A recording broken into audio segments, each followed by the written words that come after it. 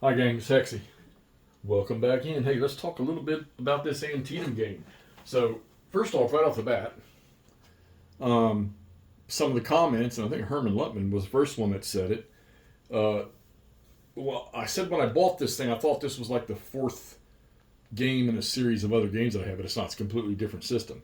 And they make a Gettysburg game of this, which I quickly got on in order. So, thanks, Herman, for bringing that comment up. That thing, I thought it was going to arrive today, but it'll probably get here Monday, I guess. Maybe show up tomorrow. Depends on who's delivering it. So, but anyhow, we're into the third turn of this here. So we've gone through two turns, and this is going to tell you how. Okay, so first thing is one of the things I always talked about at Gettysburg was the interior lines for the Army of the Potomac. Well, at Antietam or Sharpsburg, Lee had the interior lines, as you can see here, like this.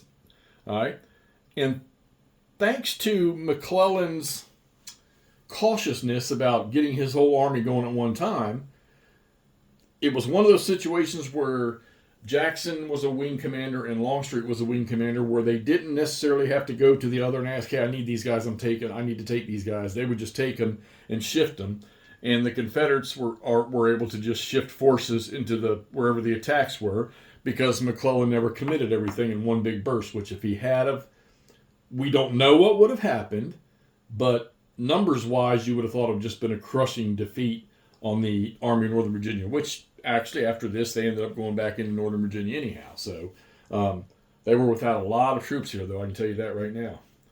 So, all right, so this game has a commitment system with withdrawal and unavailability and availability. The Union can have 2 corps committed maximum at one time. Okay?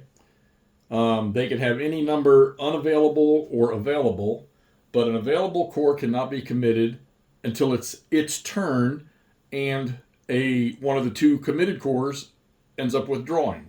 So you have a roll for withdrawal on every turn. Well, guess what?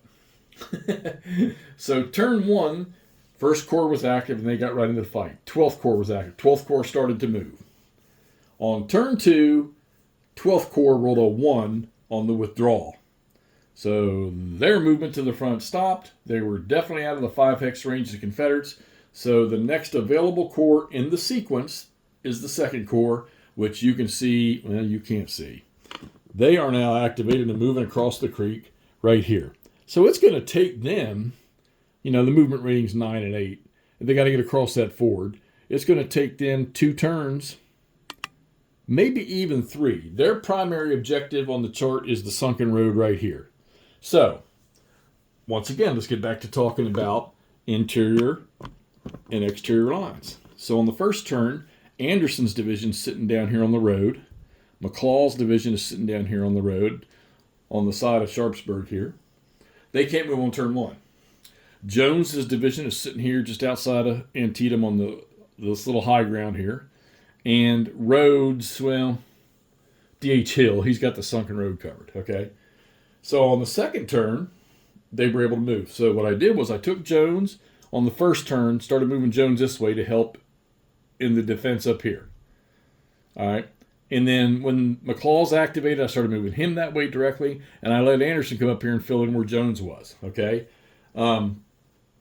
Like I say, with movement factors of 9, these guys can move quite a distance in response. So, and using the bot, the solo system for this game it works out kind of well, because there's priorities of what you do with an attacking formation or a committed formation, and then there's priorities of moving into an enemy zone of control.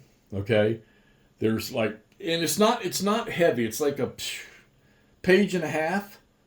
No, we'll call it a page and 2/3 of instructions on how to do it. It's not real tough, and it's actually pretty decent. So, first thing off the bat I like is the commitment thing and the withdrawal thing. So now the flow of the battle has changed, and there is an option the designer's notes in there say, hey, you know what?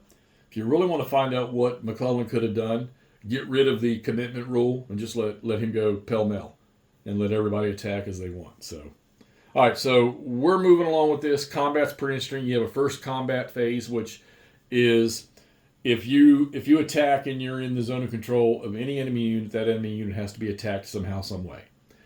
Using the solitaire rules, a Union unit, if he's like in a condition like that, like if there was a unit down, let's get in here, see if we can't get a little closer. If there was a Union unit in this hex right here, and it was combat time, in the solitaire rules, he doesn't have to attack all three of them. But in your regular game rules, all three of these have to be attacked somehow, some way. Okay? So you don't have to worry about that. First round combat is not mandatory. I don't know if I said it was the first time. But if you do attack, then everything in the zone of control has to be attacked. And in the second round of combat, which each side has that, units that attacked in the first round do not have to attack again. They can. They don't have to, and the same rule applies. Everything in an enemy zone of control. Artillery hasn't been all that grand in this game. I fired a couple rounds with the Confederate artillery. Union hasn't been in a spot yet where they could shoot. I could have left this gun back here and shot over here at Stewart's horse artillery up in here, the horse artillery from the Cav Corps, but I didn't do it. Wanted to get them up in here. But this Union battery fired. He did cause a step loss right there. And this Confederate battery over here on this hill, he shot and caused a step loss to an artillery unit. Now, when you're firing artillery and infantry in this game, if you're 2 to 3 hexes, well, okay, so if you're firing at infantry, you're going to get a -2 die roll modifier.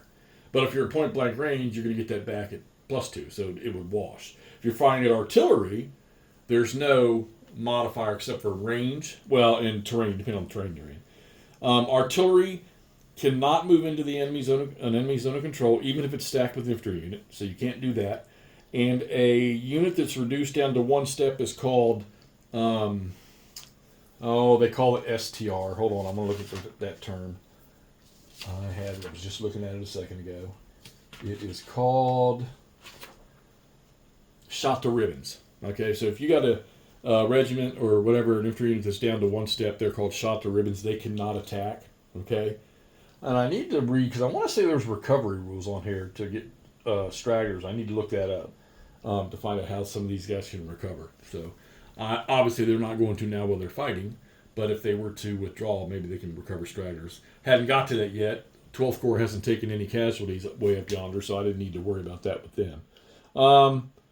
Confederates, when they did their move, they don't have any limits other than those 2 divisions that couldn't move on the first turn. But I went ahead and had some of Jones's... Well, I moved one of Jones's guys. He was up here. He was attached over here.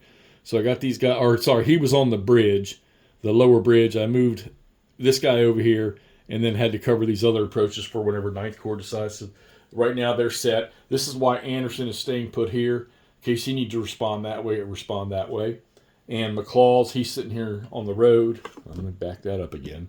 Did that wrong. So Anderson's sitting here in case he needs to respond this way towards Middle Bridge or towards the Lower Bridge. McClaw's sitting here in case he needs to respond to the Dunker Church or towards the Sunken Road. All right. So there's the interior line set up for the Confederates. And dude, this is fun. This is different. Played a lot of Civil War games that are probably this scale, like Glory is one of them that's pretty cool. But this thing seems to flow pretty smooth. The turns, I think it took me probably 20, 30 minutes to play 2 turns. So, if you can find one, get this thing out. Or if you've played it, tell me what you think of it. I know a few people that I've had comment already said that this is probably, I think one of them said this is still his favorite game on Antietam, all right? But, so while I'm doing this, I'm also, via Vassal, Stigler was kind enough to send me the Gleam of Bayonets 2 stuff so I can test play some of that. I've been sort of beating that around a bit. I don't have any kickback yet on it. Those guys are usually much more efficient with that. But if I hit something that's really, really out of whack, that's when I'll pass that on. But I haven't seen anything yet. I haven't played but a couple of activations with it yet right now. So, get some time with it. It'll be a while for that one comes around anyhow. All right, so here we go. Command Magazine, issue number 22. May, June of 93. Antietam. Burnished Rose of Steel. Talk to y'all soon.